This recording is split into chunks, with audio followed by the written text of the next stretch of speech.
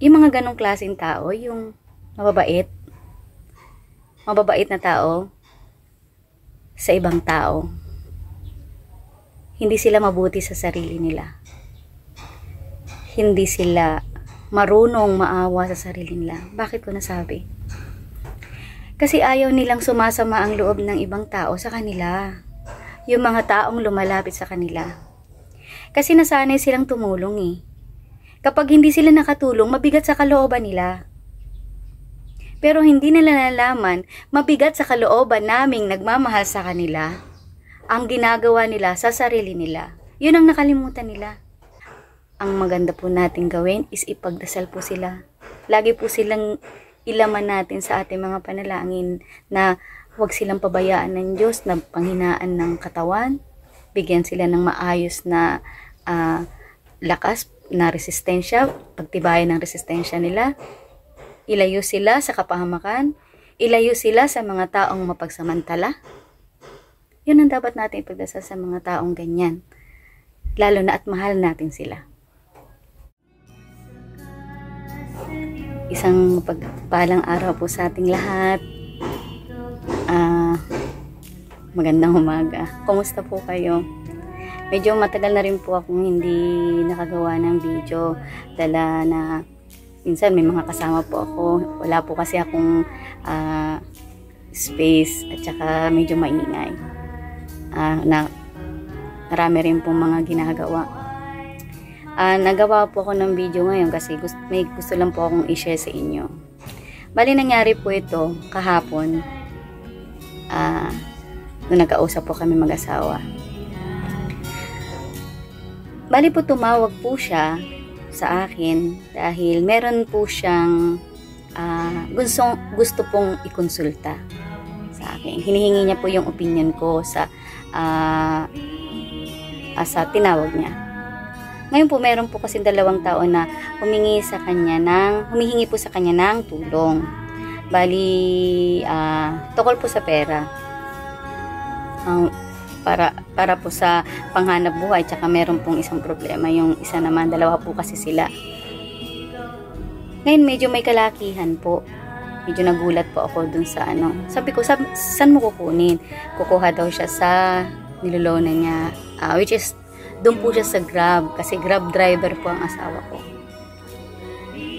Sabi ko, wala naman kung masama sa pagtulong, kung kaya mo. Tsaka dapat bukal sa kalooban mo. Sabi naman niya, gusto raw niya makatulong. Tsaka bukal daw sa kalooban niya ang tumulong. Hindi na ako masyadong kumontra doon. Ang naitanong ko lang sa kanya, kung wala na ba siyang daily na binabayaran. Sabi niya meron. Medyo malaki pa. Daily yun. Sabi ko sa kanya, okay lang, wala namang problema. Sabi kong ganon, kung tutulong ka. Pero, hindi eksaktong amount na hinihingi nila. Kasi medyo malaki. May kalakihan kasi. Kasi magkakaroon niya ng problema sa daily mo na babayarin. Kasi meron ka pang balanse, meron ka pang naiiwan na hinuhulugan. Kasi ilang buwan pa bago yun matapos. Magpapatong yon. Ang naging problema ko kasi habang kinakausap ko siya, hindi na naman siya uuwi. Kakayod na naman siya ng kakayod para kumita. Para saan? Para sa pagbabayad ng utang. Nandun, nakikita ko na napakabuti niya. Mabuti siyang tao. Talagang matulungin siya. Kikita ko naman din. Pero, nakalimutan niya tulungan ang sarili niya. Nakalimutan niya na kailangan niya rin magkaroon ng sapat na pahinga. Kasi, alam niyo po, meron po may mga pagkakataon po kasi umuwi siya. Hindi po kasi siya madalas makauwi sa isang buwan, siguro twice. Minsan nga once a month. Dati po nagtatampo ako eh. Pero dahil sa nakikita ko, ang mga mata niya, ang kilos niya, na nag-iisip siya, hindi na po ako nangungulit na magstay siya na matagal. Kasi iniisip niya po yung daily niya na babayaran. Kapag huminto siya ng 2 araw o 3, meron siyang malalaktawan. Meron siyang hindi mababayaran. Which is, nasa susunod na mga araw, mabibigatan na siya. Kasi yung araw na hindi niya binyahe, kukunin yun. Diba? Ganun kahirap ang sitwasyon ng asawa ko. Naawa ako sa kanya. Kasi, napapagod na siya ng kakatrabaho eh. Tapos, hindi siya nagpapahinga. Nagpapahinga man siya, ang isip niya tumatakbo. Hindi siya nare-relax. Diba?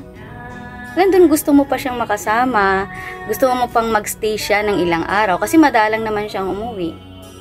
Pero, ikaw na rin na magtutulak sa kanya. Na sige, pag nagpaalam siya sa akin, hindi na ako kumukontra. Dati kasi, nagiging gulo lang namin yan. Hindi naman siguro gulo. Hindi naman namin pagkakaintindihan. Medyo tatampo ako. Kasi, nagmamadali. Pero kapag nagtatagal ang sitwasyon at lagi ko naman siyang kausap sa video call, nakikita ko kung anong pinagdadaanan niya. Kasi dati hindi siya nagsasabi. Kaya hindi ko siya kinokontra. Maluwas ako bukas. Luwas ka. Hindi ka nagagalit? Hindi. Sabi ko, hindi naman kailangan na magalit eh. Kasi naiintindihan kita. Alam niyo, yung kaanuhan niyang tumulong, hindi naman po ako namimili ng tutulungan. Hindi naman po ako nagdadamot sa ibang tao. Gusto ko po siyang tulungan eh. Gusto ko pong tulungan ng asawa ko. Kaya nga po may mga pagkakataon, hindi po ako humihingi sa kanya. Kasi ayoko po siyang mag-alala. Ayoko po siya nai-stress, ayoko siya nag-iisip. Kasi nagmamaneho siya eh. Nagmamaneho siya. Ayoko pong tumatakbo ang isip niya sa mga problema. Gusto ko maayos siya na nagmamaneho. Gusto ko maayos siya nagtatrabaho. Kasi isa rin po akong nagtrabaho nung araw. Ayoko po ng stress. Naiintindihan ko po yun. Kaya gusto ko pong pag umuwi siya dito, napag-uusapan namin ang mga hindi namin pagkakaintindihan. Nga lang, hindi ko na itutuloy kasi nga, dala meron din siyang bigat na dinadala. Which is yung kanyang mga binabayaran. Alam niyo po, guys, na yung mga ganong klaseng tao, yung mababait na tao sa ibang tao, hindi sila mabuti sa sarili nila. Hindi sila marunong maawa sa sarili nila. Bakit ko nasabi? Kasi ayaw nilang sumasama ang loob ng ibang tao sa kanila. Yung mga taong lumalapit sa kanila. Kasi nasanay silang tumulong eh. Kapag hindi sila nakatulong, mabigat sa kalooban nila. Pero hindi nila nalaman, mabigat sa kalooban naming nagmamahal sa kanila, ang ginagawa nila sa sarili nila. Yun ang nakalimutan nila. Parang nagiging one-sided. Ganon.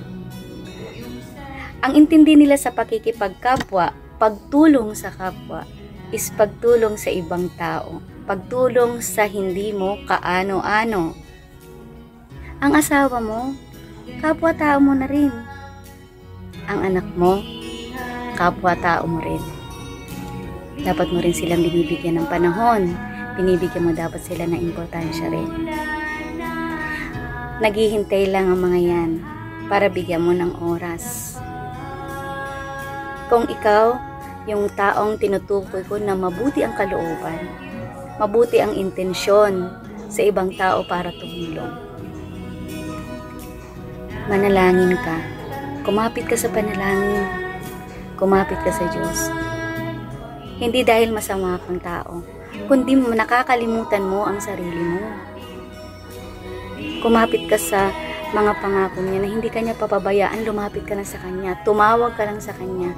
Bibigyan kanya ng karunungan, bibigyan kanya ng kaliwanagan kung ano ang dapat mong gawin, kung ano ang dapat mong maging prioridad. Hindi niya tayo iiwan. Basta marunong lang tayong manalig, marunong tayong magtiwala. sa Kanya. At kung ikaw man may asawang ganyan, huwag mo siyang pagsasawaan. Huwag mo siyang bibigyan ng sakit ng kalooban. Huwag mo siyang sasabihan ng makakasakit sa kanya, lalo na madadala niya sa trabaho. Kasi kadalasan ang lalaki, ang mga breadwinner, hindi lang po lalaki na breadwinner, maging mga babae nagtatrabaho sa kanilang pamilya na tumutulong, sensitive po sila. Kapag ang mahal nila sa buhay, nagsasalita ng masakit sa kanila. Kaya iwasan po natin silang magdamdam, lalo na sila ang gumagawa ng paraan para tayo mabuhay. Ang maganda po natin gawin is ipagdasal po sila. Lagi po silang ilaman natin sa ating mga panalangin na huwag silang pabayaan ng Diyos na panghinaan ng katawan, bigyan sila ng maayos na lakas na resistensya, pagtibayan ng resistensya nila, ilayo sila sa kapahamakan, ilayo sila sa mga taong mapagsamantala. Yun ang dapat natin ipagdasal sa mga taong ganyan, lalo na at mahal natin sila. At sa atin na nasa bahay o nakakasalumuha ang ganong tao, kahit hindi natin sila kaano-ano, isama natin sila sa panalangin, lalo na ang Diyos nasa ating puso. Si Jesus nangungusap sa ating puso. Pwede natin silang sabihan dahil kapwa-tao rin natin sila, pananagutan rin natin sila. Kung makikinig sila, magpasalamat tayo sa Diyos. Lagi po nating isipin ang pananalangin po natin. Lagi pong may mga kaakibat na kapalit. Ibig kong sabihin, isasagawa po natin yan ng maayos. Nasa loob po natin, tapat ang ating intensyon sa ating pagdadasal. Magtiwala po tayo sa Diyos. Sa magandang araw.